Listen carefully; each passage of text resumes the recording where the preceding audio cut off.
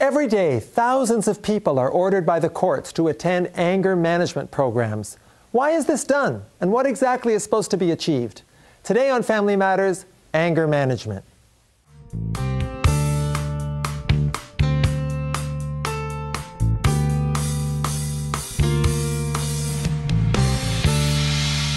Welcome back to our discussion of anger management. I'm pleased to welcome our next guest, Dr. Anthony Hutchinson. Anthony, you are a social worker who actually runs anger management programs, correct? Yes, we do. Well, I don't want to put you on the spot, but a lot of people say those programs don't do a thing. That anger is so entrenched, that kind of behavior, that there's no way that in an 8-week program, a person can come out of it with really any benefit. What do you say? There is no cookie-cutter approach to dealing anger issues with any person. And we're dealing with voluntary versus involuntary clients. Again, there's other complexities. But what we have to understand is we're dealing with an individual, and what any anger management therapist needs to do is be able to effectively look at the ABC of anger management. Well, what is the ABC of anger management? Looking at the affect, which is the emotional component, the B, which is behavior, and the C, which is the cognition. And there is a propensity to medicalize or clinicize anger, and that's what a lot of anger management intervention programs are about. And so one of the things we're really always looking at the issue of behavior, because generally speaking, why people end up in anger management is because they've exhibited a behavior that's seen as dysfunctional and harmful to society.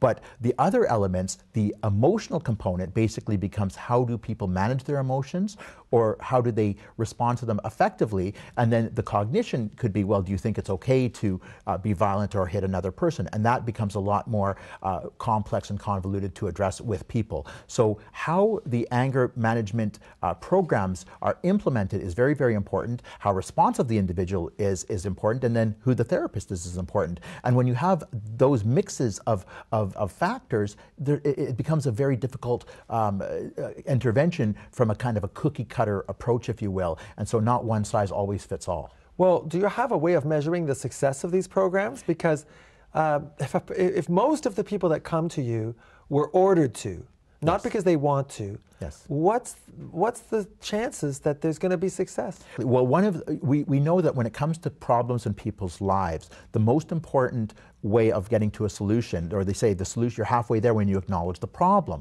So if an individual goes in for anger management and they feel that they don't have a problem to begin with, the likelihood is they can do 8 or 12 sessions and they could still come out without ever admitting that they had a problem in the first place. So that's where we really have to look at, is the problem being effectively defined with the individual?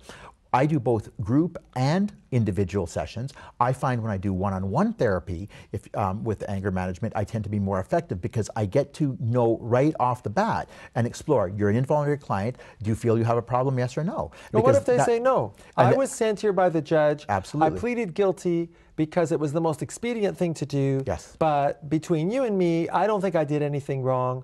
And this is a waste of time. What are you going to do with a person like that? Because and at that point, you've identified the C of anger management, the cognitive component. Because if we don't get into the cognition component, the A or the affect or the emotional, and the B, the behavior, we're not going to make any difference. So then it becomes about immediately exploring what the attitudes are, what the cognitions are of the individual that you're doing the therapy with, and how do we explore that to figure out why they feel it's okay for them to engage in inappropriate anger behavior or emotion. So how long would it take to reach a person, let's say they're in their 30s, yes. and they have used anger and allowed it to manifest itself with antisocial behavior all their lives? Yes. How long is this therapy going to last before the person says, hey, I've got to find a better way to manage my impulse control? I've been very effective using what's called brief-focused solution-based therapy. Brief-focused, yes. Solution-based therapy. Yes, and what I do with that is I identify where they are in terms of their cognition immediately, and then sometimes we call it cognitive behavioral therapy, cognitive behavioral approach as well.